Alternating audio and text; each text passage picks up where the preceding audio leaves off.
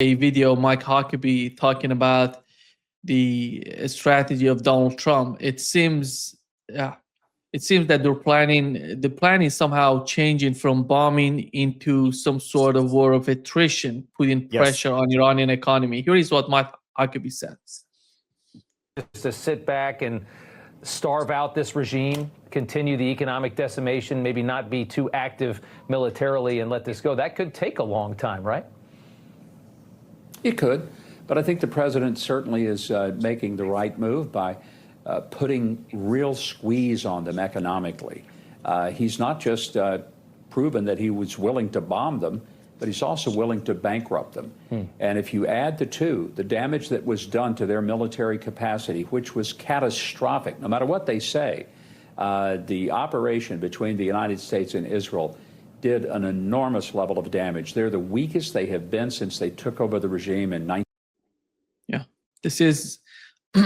What do you make of the mindset in Washington? It means it's because there is a new report. I don't know if you saw on Guardian. It says that sailors aboard the USS Abraham Lincoln are experiencing a mental health crisis, and with some sailors trying to jump overboard. This is Abraham Lincoln is close to the Iranian, close to the Persian Gulf, because they're controlling the command. I would say one of the main sources, main supports to what's going on to the blockade in the Persian Gulf. And what do you make? How do you put these two pictures together? Because it seems if we assume Donald Trump has a long run strategy in the next 2 years, maybe that he's going to be the president of the United States. And more than two years, of course, 2.5 years. What is happening in the mind of these people? Well, I think what we just saw by ambassador, and I use that term lightly, really he's the Israeli ambassador to the United States, Mike Huckabee, in that he is following the same scripted narrative of the war hawk lying to the American people narrative. The truth is when individuals in positions such as Mike Huckabee, Pete Hegseth, Marco Rubio, the president, make comments such as, well, Iran was severely impacted by this conflict. That's never been in denial. Of course, Iran has been impacted and affected. The girls' school in Manab, the assassination of the Ayatollah. Of course, it is no secret that Iran has been inflicted with great destruction in economically, politically, militarily. But regardless of that, Iran maintains the resistance. Iran maintains their defense. Iran maintains their sovereignty. Iran maintains their position from the very beginning, which has not changed nor faltered. So to say that Iran X, Y, and Z, in the way that Mike Huckabee described it, was that the United States has not been impacted. That this is a one-way causation, which is not true. What the American people need to know is that the United States has been inflicted with great destruction, U.S. bases, U.S. personnel, regardless of what we're being told through unofficial or official channels on the U.S. casualty rate. The official U.S. casualty rate, and anyone with internet access can look this up. If you just simply go to the Department of Defense, or now the Department of War, casualty tracking manifest, you can simply log into it or go to it. You don't have to log in. There's no password. And it's an official government page, and you click onto the link of Operation Epic Fury. Then when you go to Operation Epic Fury, you'll see, only the 6 U.S. service members, and at the time, 142 wounded. So you look at that and you're like, oh, well, that's not much. here comes the misinformation, disinformation within the components of national power into its people in a foreign audience. Well, then you click other contingency operations, and you can see under other contingency operations of the dates therein of what we're talking to over the last 5 months and 13 days since this conflict began, you will see that the U.S. casualties are over 400. We're like 416, maybe even more now from these latest strikes. And the KIA is 23 and growing, because many of those wounded in action, we don't know the status in terms of is there family notification, next of kin notification before they're determined to be either KIA or maintain wounded in action, depending on how badly wounded they are. So when you consider that, when you consider the damage to our aircraft carriers, to our ships, to aircraft that we have lost, F-35s, Case-35 tankers, radars, Patriots. So you can take the exact same words that Mike Huckabee just said and simply insert the United States, and it would be true. So have both nations been, had destruction and loss, and yes, that is a fact on both sides. To say that it's them, not us, is a disingenuous lie. The truth is, both have been devastated in various aspects of and some impacts greater to the other. I would say that relative to this conflict over the last 5 months and 13 days, since the 28th of February 2026, that in terms of economically, and remember, I think, because your audience, I think, really appreciates, deep understanding. This is not an audience that is just looking for headlines or talking points. The discussions that we have are always really impactful. So I think it's important when we talk to always bring this back to what we've talked about before, and that's the aspects of national power, right? So within that, you have so within the instruments of national power, diplomacy, information, your military, and the economy. And it's never just one or the other. It is all always. Particular to where we see right now, because Donald Trump today talked about maybe we need to go back to sanctions, acknowledging that we're low on munitions, that maybe we need to go back to sanctions. So when you look at that, when you look at the elements or the instruments of national power, and you take, I'm going to reach back to centuries ago, to Clausewitzian theory and the trinity of the government, the governed, the people, and one of those instruments being the military. Because now Donald Trump has learned a lesson that many people have been trying to express since the beginning. You cannot win a war without a clear and attainable political end state. You cannot. You can fight it for years to come, but you cannot end it and win it without a clear end state.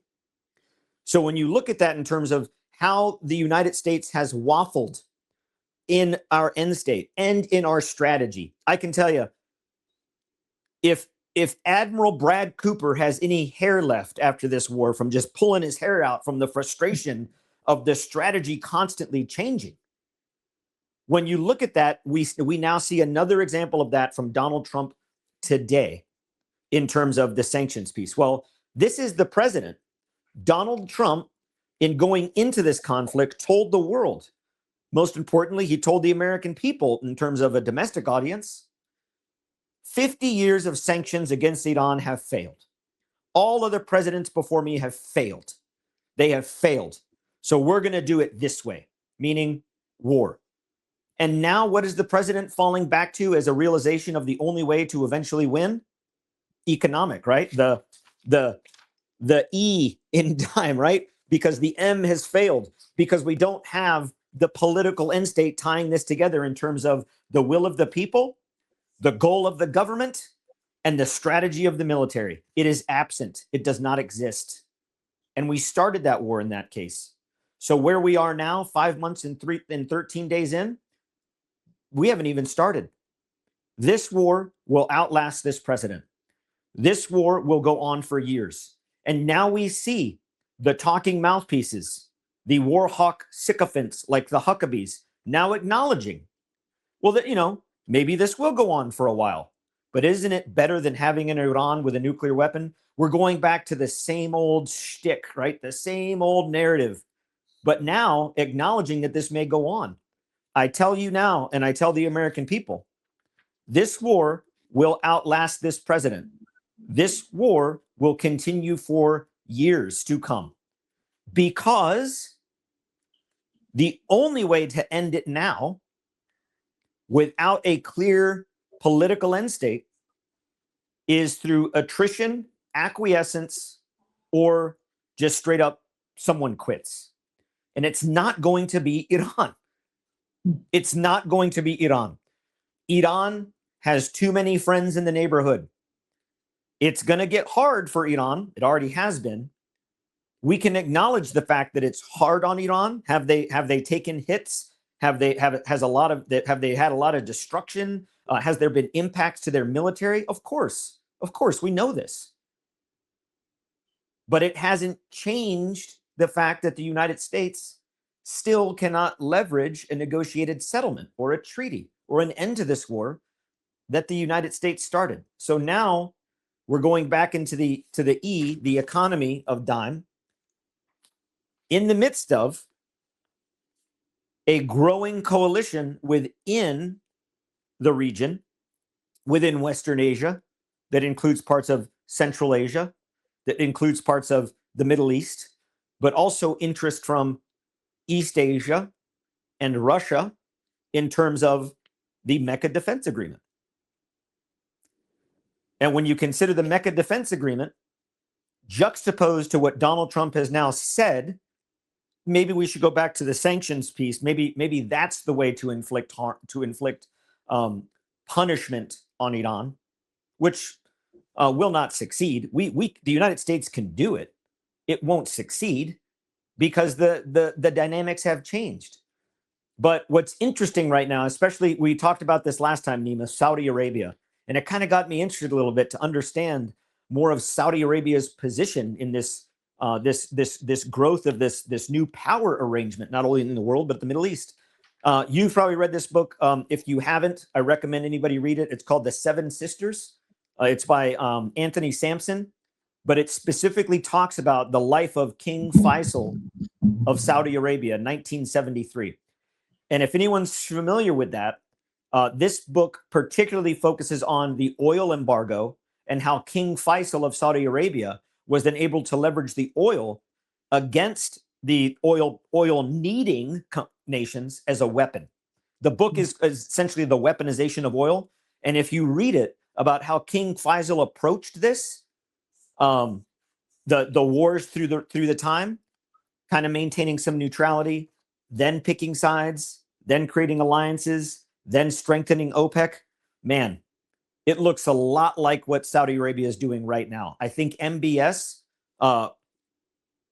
has learned from King Faisal. So, but when you also consider that, the reason King Faisal stood up was for Palestine. And don't think that this conflict and the way it is unfolding with Iran's insistence that Israel leave Lebanon and Gaza, that it's not tied to the same. It's very interesting. And I recommend anybody to read that book. I just read it over the last week, and it was really expanding in terms of understanding Saudi Arabia's role and how this may morph with the Mecca Defense Agreement, of which Saudi Arabia is a key member. So you think that the three members right now, right? Pakistan, Turkey, Saudi Arabia. What does Saudi Arabia bring to the table? Well, location and money. That's Saudi Arabia's contribution. So just thought I'd throw that out there for your educated and intellectual audience. That The Seven Sisters by Adam Sampson, great book. Tony, do you see the new military defense pact, as they call it? Is that a sign? Is that a bad sign for Israel? Yes, it is a bad. Israel should be considering this very seriously, and I think that Israel does consider it very seriously. What we have heard from, there was the formal signing. They actually signed it in Mecca, which is why it's the Mecca defense agreement. It's symbolic, but it's also rational in terms of sending a message to the Arab world, to the Arab Muslim world. I wouldn't say to the Muslim world, because the Muslim world also includes much of Southeast Asia. I think this is more directed in terms of the coalescence of the Arab Muslim world, not only, but the reason it was signed in Mecca was in part towards that. Remember, again, going back, it always goes back to dime, right? Information, right? Information includes narratives, propaganda, foreign audience, internal audience, local audience, influence, right? So psychological operations, influence, a part of that. So when you think about that in terms of information, that sent a message. And yes, Israel should be concerned, because with the growth of this alliance, which I do believe will very soon include Iran. Iran was considered to be part of this agreement in the beginning. In the three that signed, that went ahead and said, okay, we're going to sign this, it's clear we're going to do it, doesn't mean that Iran and other countries are out. I do think we're going to see Iran part of this growing Mecca defense agreement. And in that, the Mecca defense agreement, the three nations made it very clear that this is not a response to Iran. And the conversations you hear from those leaders, from Erdogan, from representatives within the Saudi government, and leaders in the region, quite frankly, not just part of this, but others, is that this is in response to Israel, Israel's growing threat in the region. And it's very clear when you consider Lebanon, Syria, threats to Turkey by Netanyahu himself, that Israel is the threat, not Iran. I think the nations see opportunity to actually normalize relations with Iran. I think it'll be a lot more difficult for some nations like Saudi Arabia and Iran, but I think that there's space to navigate that, because there's common interest. Whereas for everyone else, the red line of, leave Gaza, stop expanding in the West Bank, leave Lebanon, leave Syria. And the United States continues to back Israel in allowing them to at least maintain status quo for a period of time until they decide to,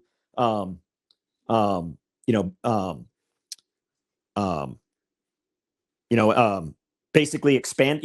Israel kind of does these growth, status quo, the buffer zones expansion, buffer zones expansion, right? And I think we're going to continue to see that. The United States continues to back that. So to your question, Nima, yes, I think that Israel should be concerned. I think that Israel is concerned.